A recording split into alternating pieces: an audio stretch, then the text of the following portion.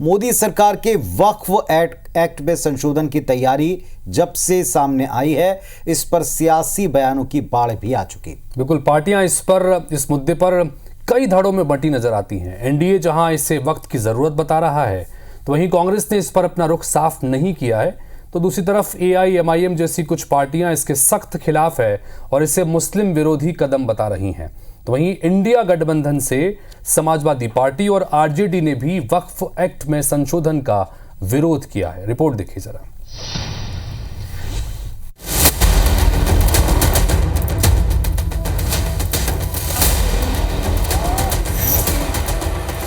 केंद्र सरकार वक्फ बोर्ड के पर कतरने जा रही है। वक्फ एक्ट में संशोधन के जरिए इसे अमली जामा पहनाया जाएगा। शुक्रवार को कैबिनेट की बैठक में वक्फ एक्ट में 40 संशोधन के प्रस्ताव को मंजूरी दे दी गई है। इस बिल को इसी सत्र में संसद में पेश किया जा सकता है। सरकार के सूत्रों के मुताबिक साल 2013 में यूपीए सरकार ने वक्फ बोर्ड को बेहिसाब शक्तियां दे दी थी, जिससे वो निरंकुश हो गया है और मुस्लिम समुदाय के अंदर से ही इसके खिलाफ विरोध की आवाज उठ रही है। दरअसल वक्फ बोर्ड पर आरोप है कि उसमें आम मुसलमानों को जगह नहीं दी गई है। इसमें सिर्फ पावरफुल लोग हैं जो सिर्फ अपना फायदा देख रहे हैं। देश में 30 वक्फ बोर्ड हैं और वक्फ संपत्तियों से हर साल 200 करोड़ का राजस्व आता है, जिसे मुस्लिम समुदाय के हित में इस्तेमाल किया जाना चाहिए, लेकिन इसका कोई हिसाब किताब नहीं है। सच्चर कमेटी ने भी वक्फ बोर्ड में पारदर्शिता की जरूरत बताई थी। आम मुस्लिम, शिया, बोहरा समुदाय लंबे समय से एक्ट में बदलाव की मांग कर रहे हैं। वक्फ बोर्ड के पास किसी भी संपत्ति को वक्फ संपत्ति घोषित करने का अधिकार है। केंद्र, राज्य और अदालतें भी इसमें हस्तक्षेप नहीं कर सकती। सरकार वक्फ की शक्ति पर भी अंकुश लगाना चाहती है। मोदी सरकार की वक्फ एक्ट में संशोधन की योजना के खुलासे के बाद से ही इस पर सियासी बयानबाजी तेज हो गई है। सपा और आरजेडी समेत इंडिया गठबंधन की कई पार्टियों ने इसका विरोध किया है।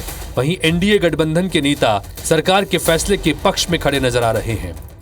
केंद्र सरकार जनहित के काम में नहीं लगी हुई। उनको देश के गरीबों की भलाई से कोई मतलब नहीं। ना महंगाई से मतलब है, ना गरीबी से मतलब है, ना बेरोजगारी से मतलब है।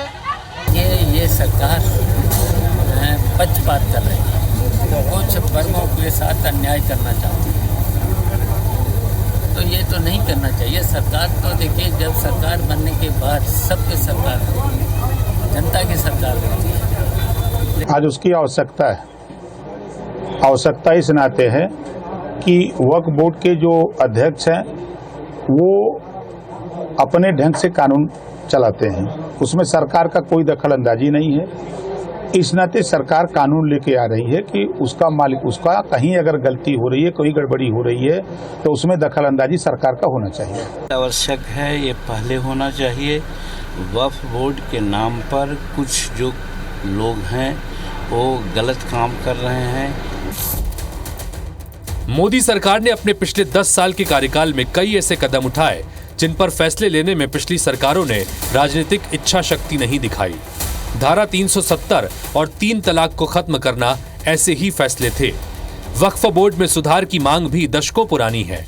मोदी सरकार ये साफ संदेश देना चाहती है कि भले ही बीजेपी के पास पूर्ण बहुमत ना हो, लेकिन वो अपनी सुधारवादी एजेंडे से पीछे नहीं हटेगा। ऐसे फैसले लिए जाते रहेंगे जो दशकों से लंबित रहे हैं। Bureau report, IBC 24।